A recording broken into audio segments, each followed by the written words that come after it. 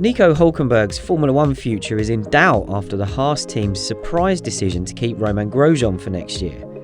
As Hulkenberg is being replaced at Renault by Esteban Ocon, he's currently without a drive for 2020.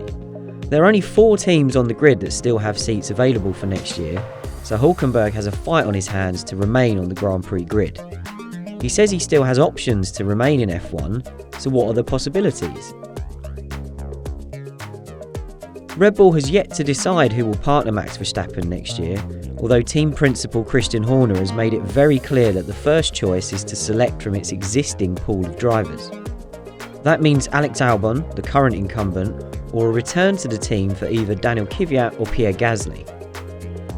But if none of them are considered up to the required standard, what then? Horner has admitted Red Bull could look further afield if it's forced to, and Hulkenberg would be the perfect choice. Experienced, a proven performer and one with a good relationship with Verstappen, he'd be the ideal stopgap. It's a long shot, but it would give Hulkenberg the chance to fight for race wins for the first time in his career, and it would give Red Bull a proven, experienced hand in its second seat.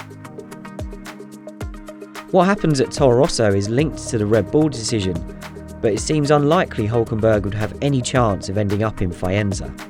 This is a team that exists for Red Bull's young drivers, so why would it sign a 32-year-old of almost a decade in F1 under his belt? But should it decide it wants to drop any of its current drivers, then Toro Rosso could need to bring someone in from outside the Red Bull scheme for a season. Hulkenberg would be available and would bring valuable experience to the team. However, he probably shouldn't hold his breath for this one. In 2013, Hulkenberg was one of the stars of the season driving for Sauber. A return to the renamed Alfa Romeo team would give him a car capable of challenging for consistent top 10 finishes and give the team a strong second driver to partner Kimi Raikkonen. But there are complications. The seat currently occupied by Antonio Giovinazzi is controlled by Ferrari, so it has final say over who gets that drive.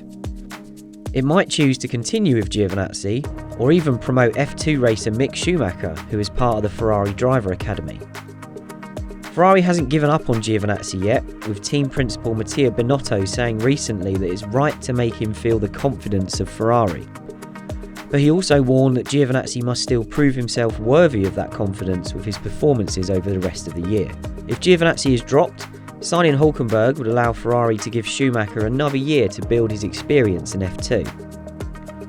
Hulkenberg could then remain as the experienced driver in the team, given Raikkonen will be 41 at the end of next season, and there's no guarantee the Finn will continue to race on at the end of his current 2-year contract.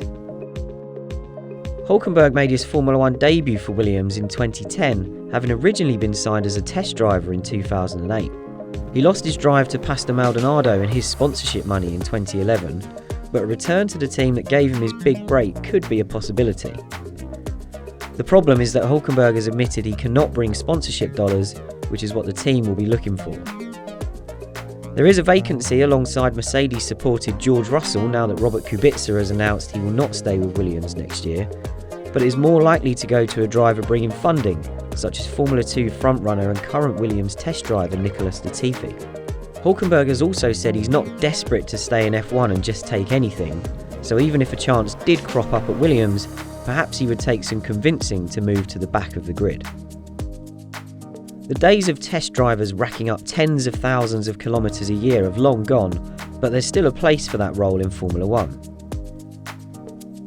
That would mean a lot of miles in the simulator and very limited chances to drive the real car, but Hulkenberg's experience makes him suitable for such a role.